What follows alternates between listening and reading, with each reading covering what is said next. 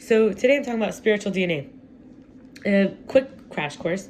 There are 3 codons from 4 nucleotides.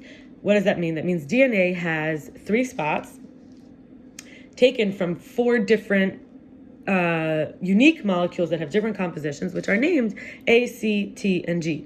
Now let's say we have 4. So we have 4 options that can go in the first one times 4. That's 16. And 16 times 4 is 4. So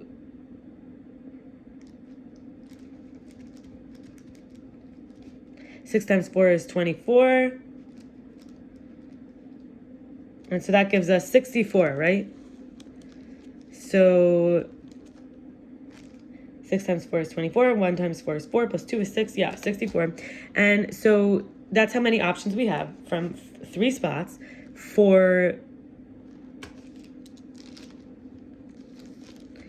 gives 64. But then we have 22 Hebrew alphabet letters, each one unique composition, letter, codons.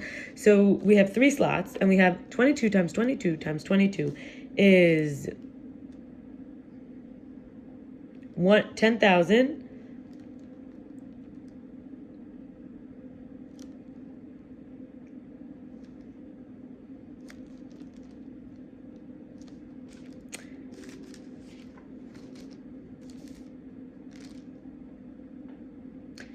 Sorry, 10,648.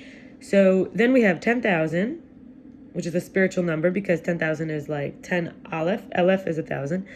Then we have 8, which is a spiritual number. So we have 10,000. We have 8, which is 7 dimensions, and 8, which is heaven, which is 7 firmaments, 7 dimensions, and then 8, 1 heaven. So 1 earth. So we have really 8 there. And this is like invisible and potential increase their value by 10. So this is like what we call logarithmic, right, in math. So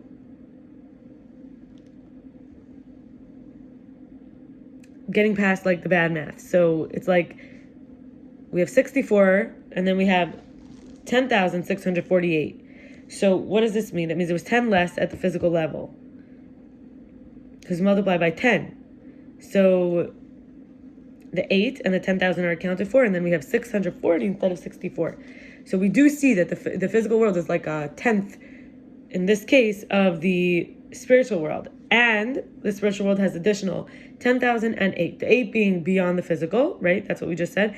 And 10,000 being like the master times 10, which, as we said, 10 is like logarithmic. There's 10 sphirot. There's 10 utterances that created the world. There's 10 of God's spoken, deliverances.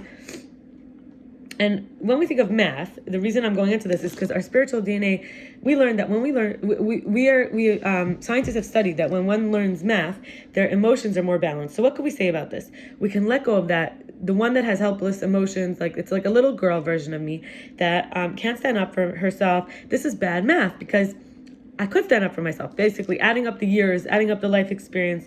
Maybe someone who can't tell the truth is recognizing, oh, in that time I couldn't, but now I could. We have to do better math and not try so hard and be able to accept love and not feel overly exposed and not want and not feel constantly disrespected. Like add up how much respect and disrespect and controlled and controlling and used, exploited, dehumanized.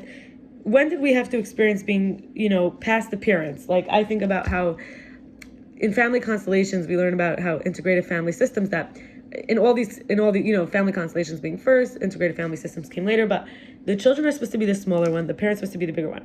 So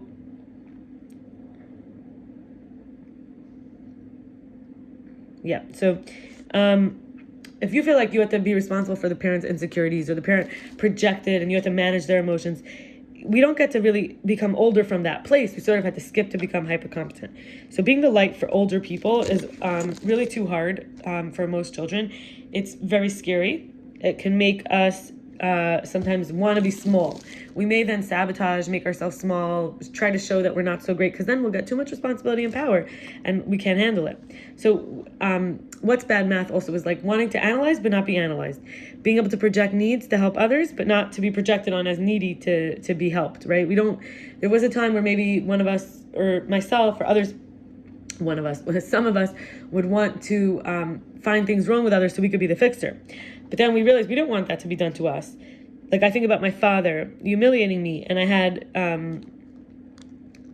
felt like, oh, when I'm feeling weak, I'll be degraded, because that's what happened. But we wouldn't want to do that to anyone else, right? Even though we might say, oh, we're just trying to get them to be casual and not take themselves so seriously. No more excuses, okay? So I had a conversation with this man, Ari Dubrowski, and we were talking about creative destruction. How in our neurons, talking more about, our physical DNA, our physical bodies, our physical neurons, they regenerate constantly.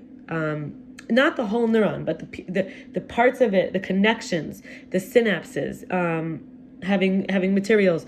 There's a dying, of being reborn with every impact, the severing. It's electric light. Like some of them die when we get slammed. They say every time you sort of hit your head, it's a minor concussion. There's some brain damage. There's damage to the brain. And instead of the constant energy flowing, we may forget, sometimes we forget the constancy of energy flowing. We're not supposed to keep it always on the same memories, past habits, connections. Yes, we have to keep growing. So then I want to share about trees, because if we look at the neurons, they sort of branch out like trees. So we have 1 plus 1 equals 2, 2 plus 2 equals 4, 4 plus 4 equals 8, 8 plus 8 equals 16, 16 plus 16 equals 32, 32 plus 32 equals 64, 64 plus 64 equals 128. 128 plus 128 equals 256, 256 plus 256 equals 512, 512 plus 512 equals 124, 1024, 1024 plus 1024 equals 2048, 2048 plus 2048 equals 4096, 4096 plus 4096 equals 8192. So this is what we have. How many, each one branches twice. So there's now something happening. Each one of those branches twice. It might look like a fractal, right? So we see 8,192 plus 8,192 is 16,384. 16,000 plus 16,384 plus 16,384 is 32,768. If you add 32,768 and 32,768, that's 65,536. That is only 16 branchings.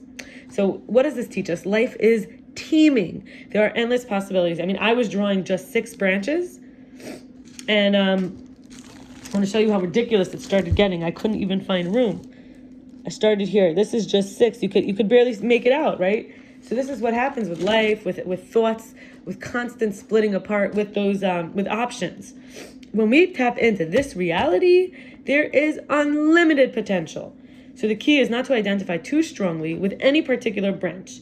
It'll keep splintering off from the whole further than it gets from the source. So we can stay close to the source and recognize all these details coming out. And we can sort of see life coming through our eyes into millions and millions, right? Because we got up to 65,536 from 16. If we do that twice, let's see how many more it might take. Let's do a few more. I don't have a calculator. I'm doing it by hand right now. So we have 12, 6, 7, 10, 11. If you have 65,536 and you do 2 of those, that's 131,072.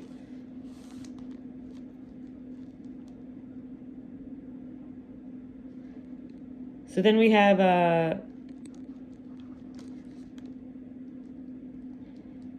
at 17, we have 131,072.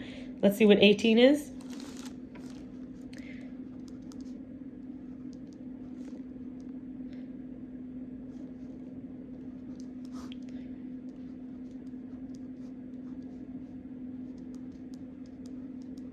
$262,144. Let's see what 19 is.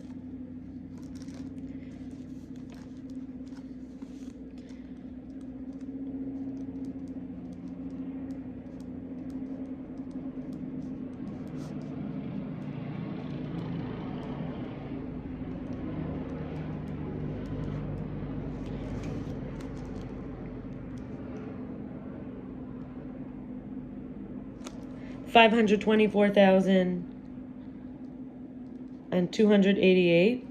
And let's see what 20 is. See, now we got over 1 million. Just 20 times, you have over 1 million options. 20 splits. Okay, that's what I'm trying to get at here. I'm really trying to get at this idea that, so we have 524,288. So I want this to blow our minds. That's the point.